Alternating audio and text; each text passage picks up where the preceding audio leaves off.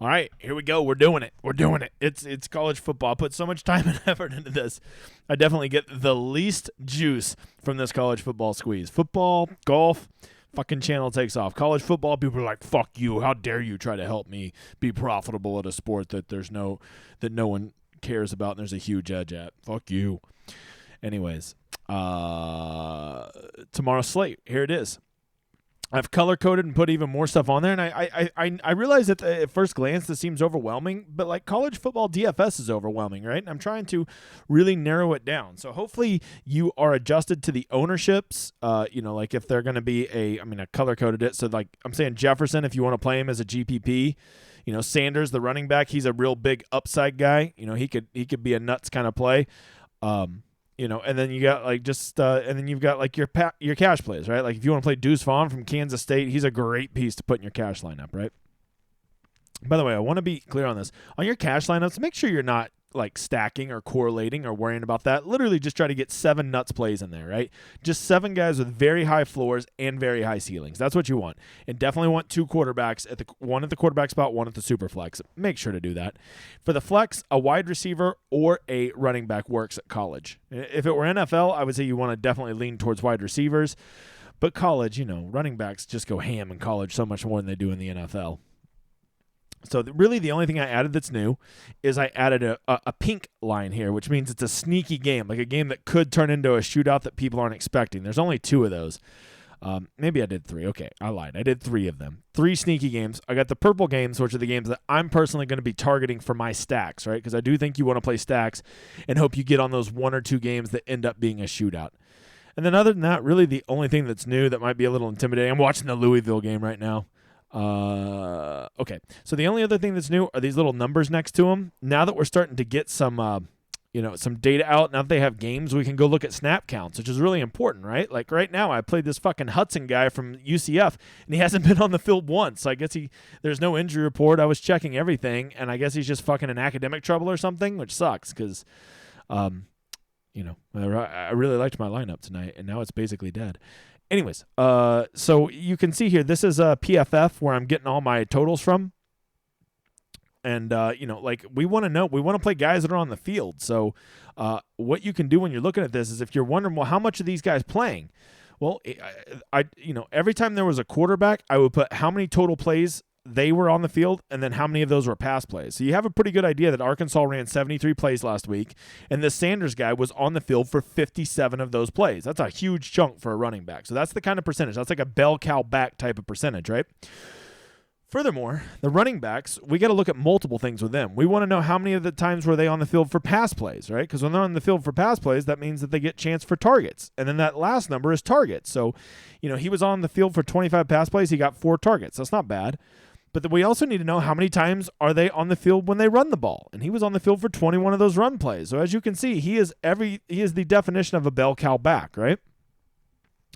Whereas if you go over here to somebody like Missouri, you see Cook, their quarterback, he was on the field for 65 plays last game. Yet their running back only was on the field for 35 plays, right? Only 8 pass plays, 16 run plays. So Schrader ain't getting much work out of the backfield. He was only on the field for 8 plays that they passed, and of course only got 1 target. If you're wondering why I did them in that order, because it's the same fucking order it was on PFF, and it was just easier. And I had a lot of information to collate.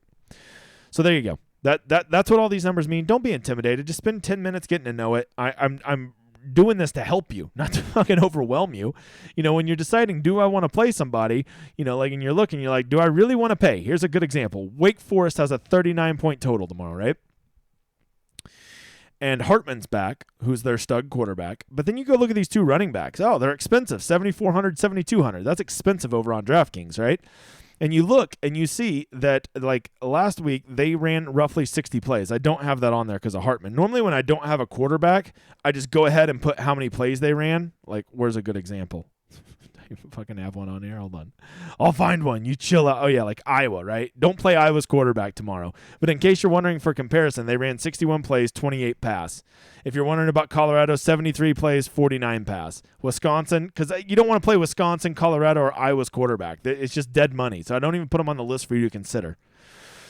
But if you're looking at these Wake Forest guys, there was 60 some odd plays. I mean, look, the wide receivers played 48, and both of these guys are basically in a perfect time split, a 50-50 time split. And you don't want a 50-50 time split with guys that are hardly getting any targets when you're paying $7,000. So, I mean, you can play him as a punt and a GPP, but Jesus, if you're going to punt, go punt on a $3,000 guy, not a $7,000 guy. But with that said, notice that's purple. That's one of the games that I think is a pretty good game to target. I think Vandy will score some points, and that will keep Wake Forest pushing. I really like Hartman with a Perry Green stack. If you want to go a little bit different, check out Morin. That's a really good stack that you could run right there. If you really want to get clever, it's pretty easy to run it back with Vandy as the quarterback because he's only 5,400, and then Shepard. That would be the other one. Another game that I personally am not going to stack, but I think people should consider stacking it, so I made it purple, is the Bama versus UT. I talked about this on the YouTube video I just made. I think it's going to be a blowout, and I think Bama's going to play 2.5 quarters. But if UT can push Bama and you get almost 4 full quarters out of Bama, well, then they start to become the nuts play, right? Young, Gibbs, Burton, they all end up having super big upside, right? And you can see Burton 7 targets last week, Holden 7 targets last week. The one thing you can say about Bama's offense is it does seem to be a bit more concentrated this year. They're not sprinting around as much, at least through one game, which what the fuck can you really tell from that? But from our small sample. Plus, Bijan Robinson and Worthy are really good run backs. If you think that Texas can keep it close, I personally don't. Texas fucking sucks. I'm not really that interested in this Southern Miss Miami game. You know, if anything, I'd take a flyer as a one-off on this Parrish, this running back, just because he was on the field for a lot of plays, and it seems like he'll get 20 touches. That's what it seems like. Penn State, I just worry about them blowing them out, but Tinsley does seem to have a nice, safe floor. If the game gets competitive, he has even more than that. Hey, is that him there? Is that my guy? How many? Everybody's catching a pass except my guy. The guy who was literally on the field 95% of the plays last week. He must have ran his mouth to the coaches. Okay, I don't like Marshall Notre Dame game. I will say Notre Dame, Mayer is an All-American tight end at 3,900. He seems pretty safe to get like 10 to 15 points, right? Like with that big of a total. I don't think he has a ton of upside, but you don't need a ton of upside at 3,900. So if you need a punt in your last spot for your flex or your wide receiver, check out Mayer. Buckner's a fair price, but I don't like to play quarterbacks that don't have potential to be in a shootout. And with as good as Notre Dame's defense is, there's no way this house could shoot out.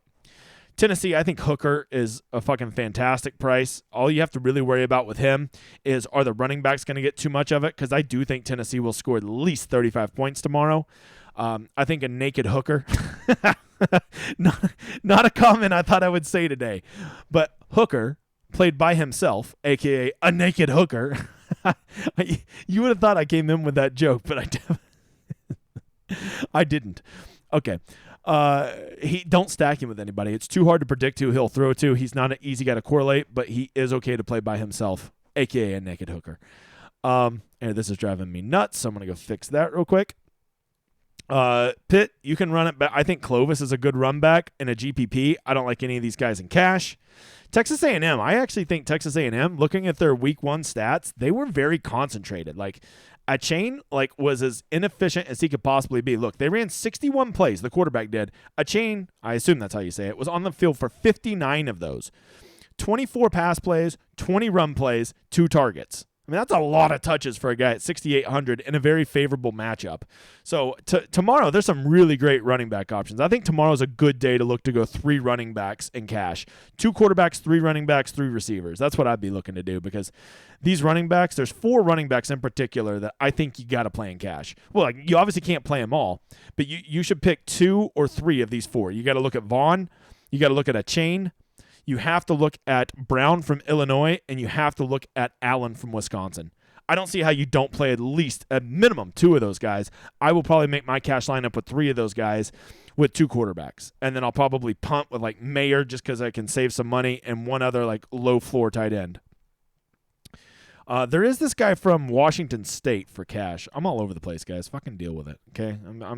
Oh, yeah. 4,500. Look at this. He was on the field for 67 plays, 41 run plays. He had on 18 of the run plays, and he got 3 targets. I mean, that's pretty fucking safe for a team that's going to be in a script that's going to have them playing from behind. And at 4,500, he seems pretty safe to get like a 12-point floor or something like that. And you never know. If Washington State is competitive, maybe he ends up becoming a great smash play. All right, back to where I was. This Wisconsin-Washington State game, I kind of like a sneaky Washington State stack with a run back of Allen. I know Wisconsin has a really good defense, but, that's a total GPP play. Try it if you want to. Remember, I mean, I would just pick your 3 or 4 stacks and go with those. Air Force, Colorado, very out on this game. Just not interested. Iowa and Iowa State, just too low of a total. Maybe you consider a one-off with Hutchinson, but shit, 5,800. I'll just go take one of the wide receivers that I can stack with one of my quarterbacks, so fuck that. All right, these last 2 down here for DraftKings are both really good games to target. I personally like this Houston Tech game. I like Smith at quarterback. He came in last week, and he did really well. The problem is it's not clear who to pair him with. I will say this White guy is a wide receiver on DraftKings, but is a running back over on FanDuel, so that may be a way to get sneaky different over there. If you're going to play Smith, a Tech stack, I would mix and match him with these wide receivers, and then I would run it back with Toon, Dell, and Golden. That's what I'd be doing. That's a pretty sick stack, because that game right there could be a 56-49 game. Am I telling you that's what it's going to be? No, but I'm saying it has a potential. UVA and Illinois have a pretty decent high total, but I think both these teams fucking suck, and teams that suck don't seem to score as many points, I've noticed. If I had to play somebody here, I would go with the Brennan and Wicks stack, run it back with Brown. That's what I would do if you think that game's going to be a shootout. It's probably, for me, just a one-off game. I'm just going to take Brown, eat that chalk, put him in my cash lineup because, man, look at that. He through 2 games, because if you're wondering why his are 0.5, they've played 2 games, so I just took the average. Of his average, he's on the field 75% of the time. He's out there for 23 of the the pass plays, 28 of the run plays, and he's getting 2 targets. At 6,400, that kind of volume with a 31-point implied team total, I mean, you just can't beat that, right? We have oh, shit. There it is. Okay. We have 4 games that are FanDuel only. Kentucky versus Florida. I feel like this game might be a little bit grinded out, but, Robinson getting 8 targets is pretty nice. If I'm going to play a game on FanDuel, you got to attack this USC game. This one has shootout written all over it. Caleb Williams at 9,600 is laughable. You almost got to put him in there at your cash. And, probably pair him up with Addison, who at 9,700. Let's not forget, that's the frickin' Biletnikoff winner from last year. So you got to be interested in that. Run it back with Smith if you want to in a GPP. I feel like that's a pretty good choice. Also, USC has some nice punt receivers. Mario Williams from my Sooners. Fuck that guy. Hudson, these are guys to consider as if you want to double stack Caleb. But I will say Caleb gets a lot done with his legs, so he might only be able to support one big-time receiver getting there. So that's up to you. Oklahoma State, you know how I feel about my boy Spencer Sanders. He's already done me real good at cash once this year. I think they probably get back to Dominic Richardson. They're really good running back. Presley is their number 1 receiver who had a pretty disappointing first game. But I will notice this. He was only on the field 32 plays, but on those 32 plays, they passed 28 of them, and he got 8 targets. So when he's out there, they're going to fucking throw him the ball. So if you think this game's going to blow out, a Sanders-Presley stack could be pretty sneaky. And, if this game does shoot out, that means one thing. That means Emory Jones from Arizona State's getting it done. So the only way I'm playing a Sanders-Presley stack is if I'm running it back with Jones, because I don't see any way Arizona State can keep this game close unless he's going ham. That's just how I see it. I think, and if he doesn't go ham, well, then I doubt. Then Oklahoma State's probably playing conservative, and Sanders and Presley aren't a good stack anyways. You would have been better just playing a naked Richardson.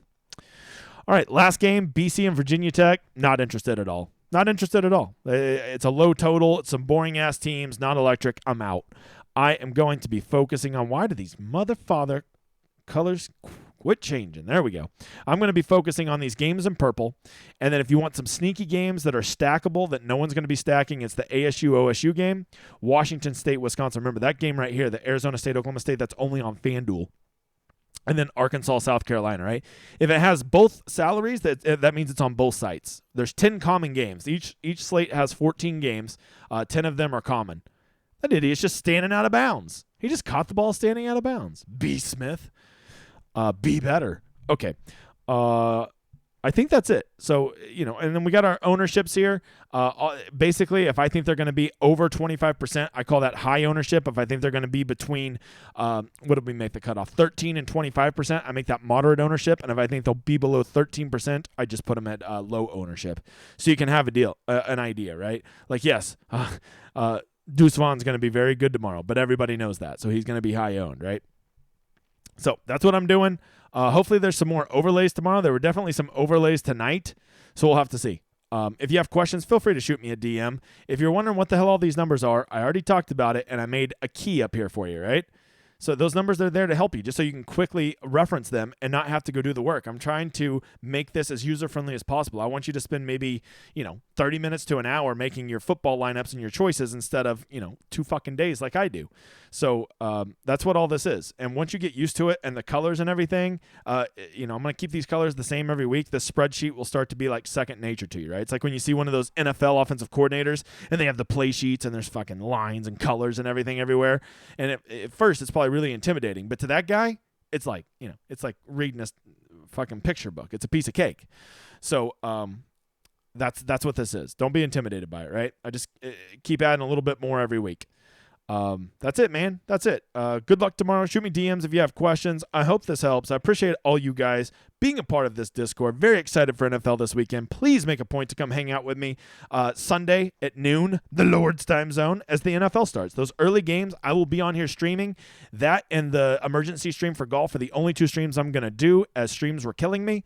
And so be here for that. We'll be talking late swaps. We'll be talking shit. I will be doing a drawing for a Millionaire Maker ticket that we'll do together. So come check it out. It'll be a good time. We'll drink some ranch water. We'll cheer on our lineups. We'll bitch about the chalk getting there. Although I got to tell you, I might play a little chalk this week. I've already decided there's some chalk that I'm eating, but there's going to be a few my stacks are going to be contrarian, right? And then I'll eat some chalk with like my secondary correlated plays. So there you go. That's where I'm at right now. Waiting on John Galt to stop being drunk, and we're going to make that NFL preview video. So it's his birthday. We'll give him a pass. Tell John happy birthday. I'll talk to you.